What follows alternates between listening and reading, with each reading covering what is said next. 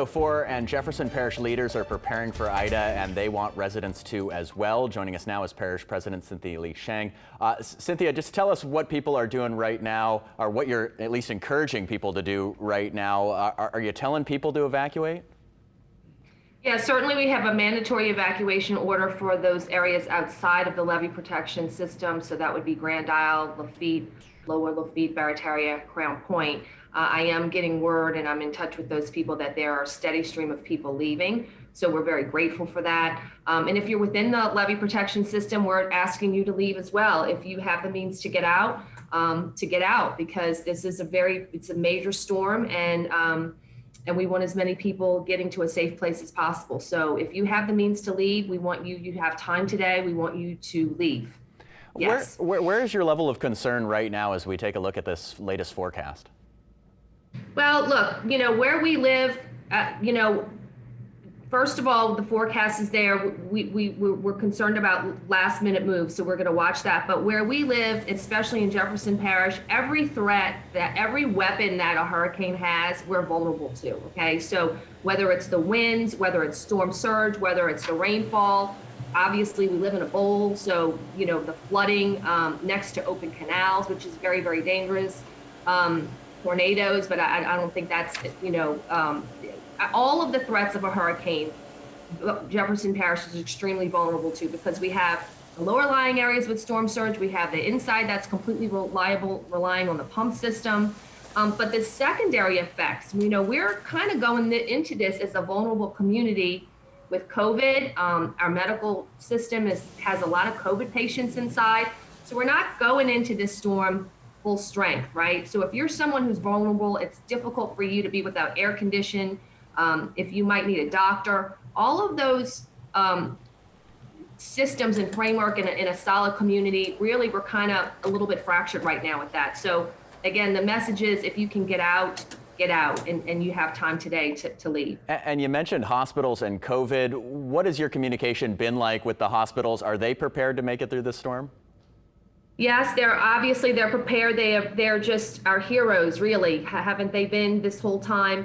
We know to communicate with them whatever they need to get them what they need. So certainly we're concerned about the electrical needs. They have generator backup, but we're prepared to help them in any kind of way we can as this thing goes.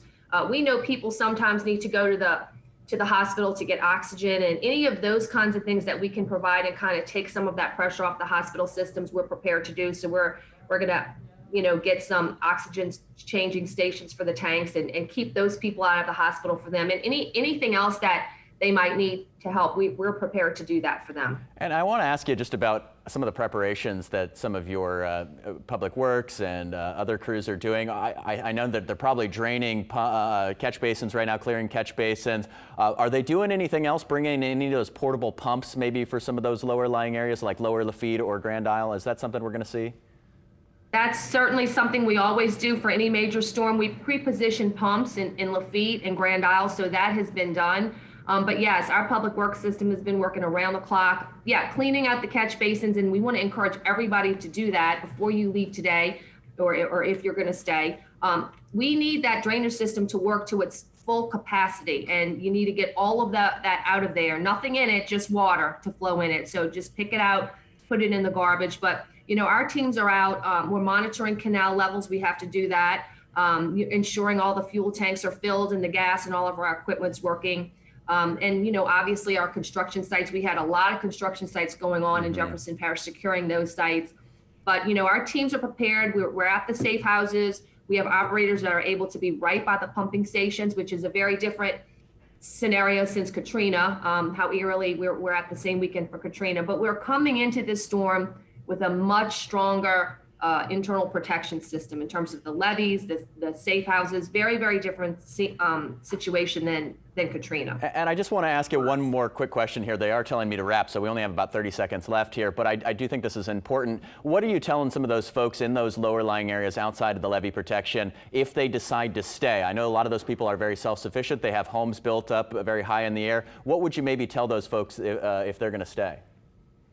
There are some of our strongest people, and I know some of them do like staying. They cannot stay.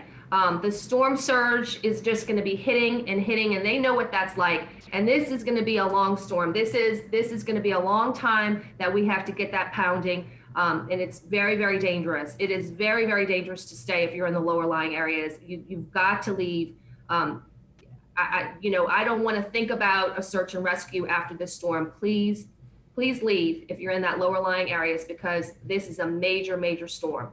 Well, thank you so much for this vital information. We really do appreciate it. That's Cynthia Lee Sheng with Jefferson Parish. She's the parish president there. Thank you so much.